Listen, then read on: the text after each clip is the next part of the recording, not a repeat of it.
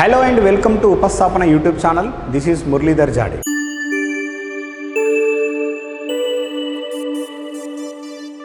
So మళ్ళీ మన ఉపస్థాపన YouTube channel నుండి ఒక కొత్త ప్రోగ్రామ్ చేయడం జరుగుతుంది. ఎందుకనగా TSSPDCL JLM నోటిఫికేషన్ని దృష్టిలో పెట్టుకొని మన ఉపస్థాపన యూట్యూబ్ ఛానల్ నుండి ఒక కొత్త ప్రోగ్రామ్ లాంచ్ చేయడం జరుగుతుంది.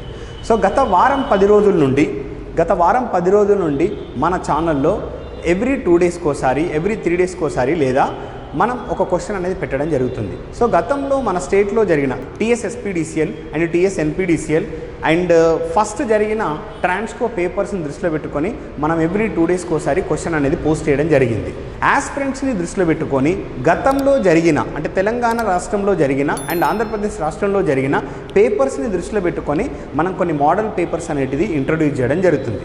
సో ఆ ప్రోగ్రామ్ పేరే TSSPDCL JLM పేపర్ ఎక్స్ప్లెనేషన్. ఈ ప్రోగ్రామ్ పేరేంది TSSPDCL JLM పేపర్ ఎక్స్ప్లెనేషన్ అనేది చేయడం జరుగుతుంది. ఆల్రెడీ మనం సింగరేణికి చేశాము, ఇదివరకు ఆంధ్రప్రదేశ్ AP EPDCL కూడా మనం చేశాము.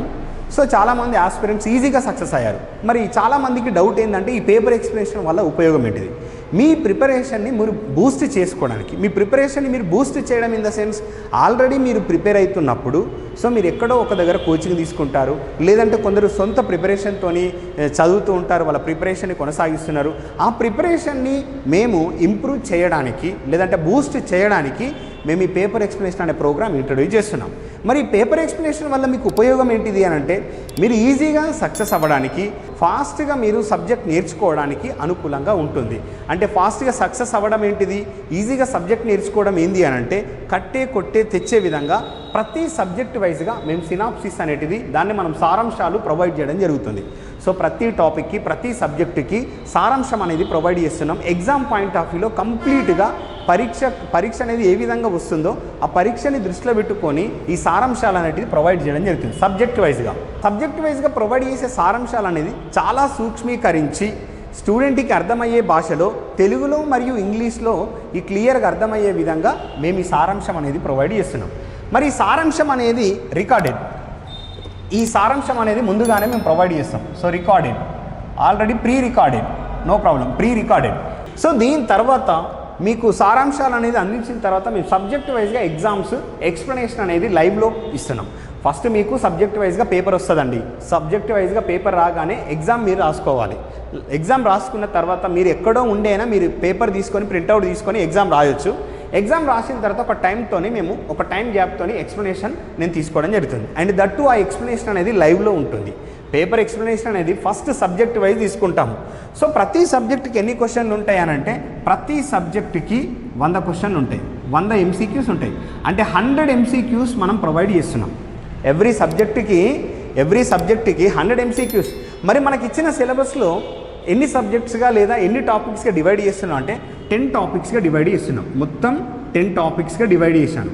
సో 10 టాపిక్స్కి 10 సబ్జెక్ట్ వైజ్ పేపర్స్, అంటే 10 సబ్జెక్ట్ వైజ్ పేపర్స్ మనం ప్రొవైడ్ చేస్తున్నాం. అంటే 10 సబ్జెక్ట్ వైజ్ పేపర్స్ అంటే 10 × 100, ఒక పేపర్కి 100 MCQs అంటే 1000 క్వశ్చన్లు వస్తున్నాయి మీకు ఇక్కడ. అంటే ఎన్ని వస్తున్నాయండి?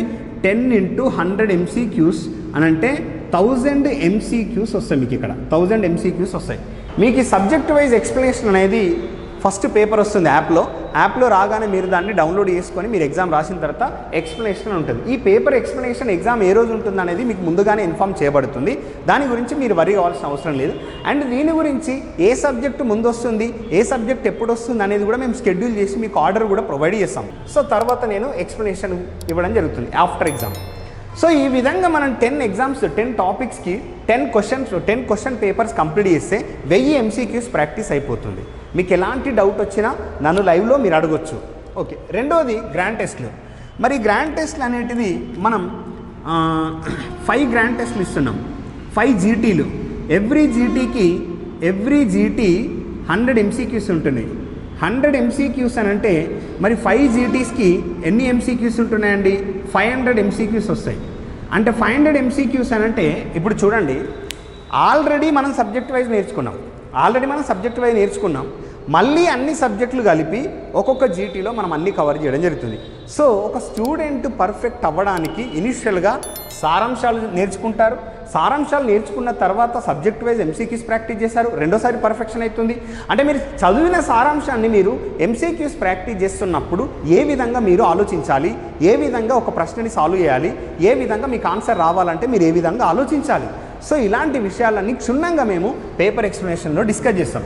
మరి గ్రాండ్ టెస్ట్లో కూడా మళ్ళొకసారి అంటే ఇప్పుడు ఒక సబ్జెక్టు నేర్చుకొని దానికి సంబంధించిన ఎంసీక్యూస్ ప్రాక్టీస్ చేస్తున్నప్పుడు కొంచెం ఈజీగానే ఉంటుంది. కానీ అన్ని సబ్జెక్టులు కలిపి మీరు ఒక పేపర్ రాస్తున్నప్పుడు కొంచెం డిఫికల్టీగా అనిపిస్తుంది.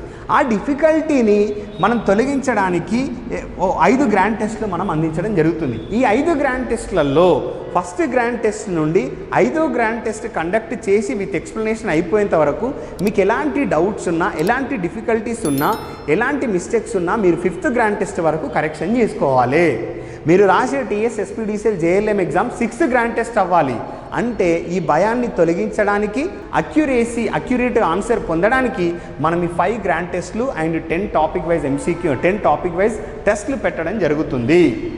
ఓకే, ఇక్కడ చూడండి గ్రాండ్ టెస్ట్లో కూడా టెక్నికల్ ప్లస్ జిఎస్ కూడా మనం యాడ్ చేయడం జరుగుతుంది. సో 20 మార్కులు జిఎస్, 80 మార్కులు టెక్నికల్, 100 మార్కులకు మనం గ్రాండ్ టెస్ట్లు తీసుకుంటున్నాం. ఎందుకంటే ఎంసీక్యూస్ మనం తగ్గించకుండా ఎంసీక్యూస్ని బ్యాలెన్స్ చేస్తూ జిఎస్ని కూడా బ్యాలెన్స్ చేస్తూ మనం 100 మార్కులకు చేయడం జరుగుతుంది.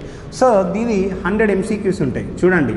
సో ఈ విధంగా మీరు నంబర్ ఆఫ్ ఎంసీక్యూస్ ప్రాక్టీస్ చేయడం వల్ల మల్టిపుల్ చాయిస్ క్వశ్చన్స్ మీరు ఎక్కువగా ప్రాక్టీస్ చేస్తున్న కొద్దీ మీకు ఎగ్జామ్లో వచ్చిన క్వశ్చన్ ఈజీగా ఫాస్ట్గా రికాగ్నైజ్ చేయడానికి, ఈజీగా ఫాస్ట్గా గుర్తించి కరెక్ట్ ఆన్సర్ పెట్టడానికి ఈజీగా ఉంటుంది. అండ్ టైం తగ్గిస్తారు, అండ్ అక్యురేట్గా ఆన్సర్ చేస్తారు, అండ్ మీకు సెలెక్షన్ అనేది ఈజీగా ఉంటుంది. సో ఎలాంటి మిస్టేక్ జరగకుండా మీ సెలెక్షన్ అనేది చాలా అద్భుతంగా ఉంటుంది అండ్ ఎక్కువ మార్క్స్ కూడా స్కోర్ చేయొచ్చు. మరి మీడియం పట్ల చాలామందికి భయం ఉంటుంది. సార్ తెలుగు మీడియమా ఇంగ్లీష్ మీడియం పేపర్తో పాటు తెలుగు మీడియం పేపర్ ఉంటుంది. అంటే ఇంగ్లీష్ మీడియం ఫస్ట్ ఉంటుంది, తర్వాత తెలుగు మీడియం, ఆప్షన్స్ కూడా ఇంగ్లీష్లో ఉంటాయి, తెలుగులో ఉంటాయి. మీకు ఎలాంటి డౌట్స్ లేవు. ఈవెన్ లైవ్లో కూడా మేము ఎక్స్ప్లెయిన్ చేస్తాం. నేను ఉంటాను కాబట్టి మీకు ఎలాంటి డౌట్స్ ఉన్నా నన్ను అడగొచ్చు. So Telugu medium and English medium 2 మీడియంస్లో పేపర్ ఉంటుంది. ఎస్పీడీసీఎల్ ఎన్పీడీసీఎల్ ఇదివరకు ఏ విధంగా ఇచ్చిందో అదే విధంగా మనకు పేపర్స్ అనేవి మనం ఇక్కడ కండక్ట్ చేయడం జరుగుతుంది. మీడియం పట్ల మీకు ఎలాంటి భయం లేదు. ఓకే, సో మరి ఎక్స్ప్లెనేషన్ ఎప్పటి నుండి స్టార్ట్ అంటే జూన్ 19, 2022 నుండి పేపర్ ఎక్స్ప్లెనేషన్ లైవ్లో మనం సబ్జెక్ట్ వైజ్ స్టార్ట్ చేయడం జరుగుతుంది. ఫస్ట్ సబ్జెక్ట్ నెట్వర్క్స్ నుండి మనం స్టార్ట్ చేస్తాం. సో ఈ రోజు నుండి మనం 19th అంటే జూన్ 19th నుండి పేపర్ ఎక్స్ప్లెనేషన్ స్టార్ట్ చేస్తాం. Subject wise paper explanation, first subject wise paper explanation అయిపోయాకనే గ్రాండ్ టెస్ట్లకు వెళ్తాం. సో ఈ 19th నుండి మీ ఎగ్జామ్ వరకు జూలై 17 అంటే జూలై 15th లోపు అన్నీ కంప్లీట్ చేస్తాం, ఇంక్లూడింగ్ గ్రాండ్ టెస్ట్లు. సో మరి అడ్మిషన్ స్టార్ట్ అయ్యాయి అంటే అడ్మిషన్ ఆల్రెడీ స్టార్ట్ అయ్యాయి. సో ఇంట్రెస్ట్ ఉన్న ఆస్పిరెంట్స్ కింద స్క్రోల్ అవుతున్న నంబర్కి కాల్ చేసి మేనేజ్మెంట్ని డీటెయిల్స్ కనుక్కోండి. సో మళ్ళీ నేను ఆస్పిరెంట్స్కి చెప్పాల్సింది ఒకటే. సో ఒక్కసారి ఆలోచించండి. ఎందుకు అనంటే ఆపర్చునిటీస్ అనేవి రేరుగా వస్తుంటాయి. గతంలో కూడా మీరు SPDCL notification I think 3 years or 4 years back వచ్చింది, మళ్ళీ ఇప్పుడు వచ్చింది అని అంటే ఇలాంటి అవకాశాన్ని నెగ్లెక్ట్ చేస్తే మళ్ళీ తర్వాత ఎలిజిబిలిటీ ఉండొచ్చు, ఉండకపోవచ్చు. కాబట్టి ఇలాంటి ఆపర్చునిటీని సద్వినియోగం చేసుకోవడానికి ట్రై చేయండి. వన్స్ జాబ్ వస్తే మీరు వెనక్కి తిరిగి చూడాల్సిన అవసరం లేదు. కాబట్టి సో ఇంట్రెస్ట్ ఉన్న ఆస్పిరెంట్స్ మేనేజ్మెంట్కి కాల్ చేసి మరిన్ని డీటెయిల్స్ తెలుసుకోవచ్చు. And thank you, all the best TS SPDCL JLM aspirants. Thank you.